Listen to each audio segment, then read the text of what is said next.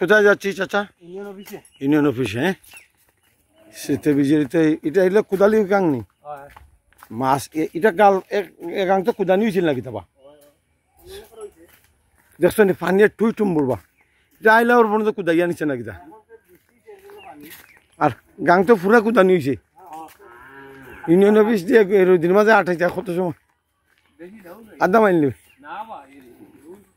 আমরা মারকুনা মুকাম বাজারতে মারকুনা বাজারে আসিয়া নামলাম অফিস বাজারে। এখন আমরা নদীর পাড় ধরে হেঁটে হেঁটে এটা মাছের জিনিস শাহিন আমরা ইউনিয়ন অফিসে যাচ্ছি।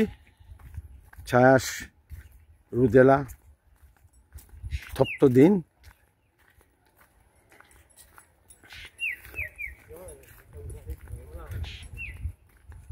পূর্ব সুন্দর রুরাল বাংলাদেশ। আমরা 12 নং গ্যাসনগর ইউনিয়ন পরিষদের ইউনিয়ন অফিসে যাচ্ছি। নদীর পাড়ে কলা গাছ আমরা ছোটবেলায় দেখতাম এই খাল দিয়ে বড় বড় বণিক নৌকা আসতো, চা ডাল নারিকেল সব ধরনের জিনিস নিয়ে তারা ভৈরব নরসিংদী এইসব থেকে আসতো আর গ্রামে গ্রামে বিক্রি করতো। এই শাহিন আগর যে বড় বড় নৌকা হল নাইকল ভৈরব ওখান এরিয়ার মানুষজন নিয়ে গেছে বা এখানে শত শত নৌকা বীর করতো আর তারা গ্রামে গ্রামে একেবারে মুকাম বাজার পর্যন্ত এখান থেকে 2-3 মাইল দূর পর্যন্ত গিয়ে তারা বিক্রি করতো, বিক্রি করে আবার চলে আসতো। সুমাইয়ার সামিয়ার বাড়ি থেকে আমরা খুব বেশি দূরে নয়। এখন আর আগের মতো বড় বড় নৌকা আয় না বড় বড় নৌকার আগের মতো আয় না। ওই যে ডাইল নারকেল মাটির বাসন এই তুই তার আয় না ওখানে কত বছর ধরে আয় না।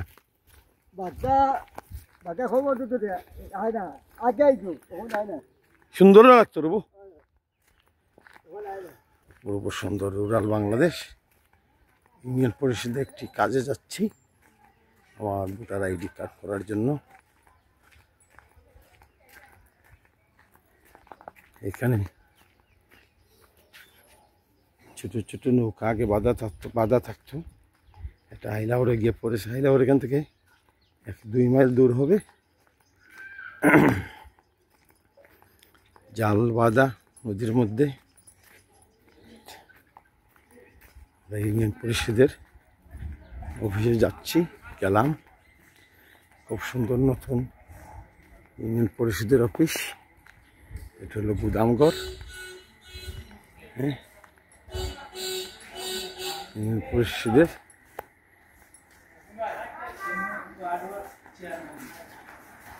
হলো গ্রাম আদালতের কোনো আইনজীবীকে সাহায্য নেওয়ার দরকার নাই।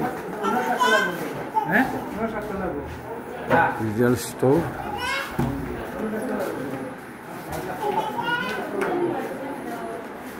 এটা হলো চেয়ারম্যানের পক্ষ।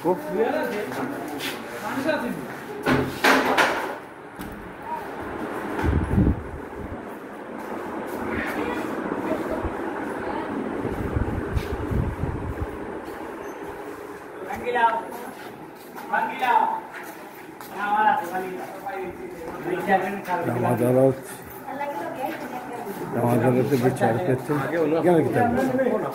সভাকক্ষ এখানে এই একটা অফিসে কাম চলের একটা পাবলিক অফিস।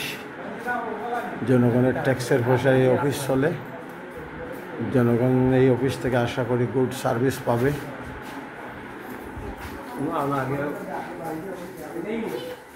কোনের বা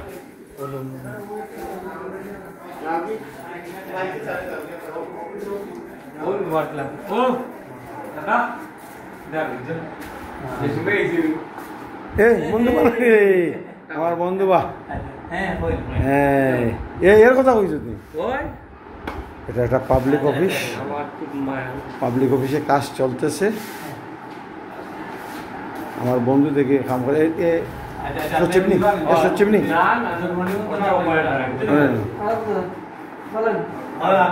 আমি একলগে পড়ছি রে বা একলগে পড়ছি সদস্য কক্ষ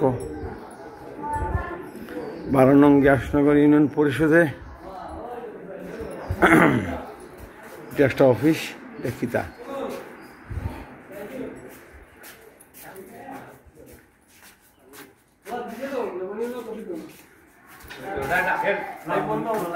লাইভ নাই বা ভিডিও করলাম ইউনিয়ন পরিষদ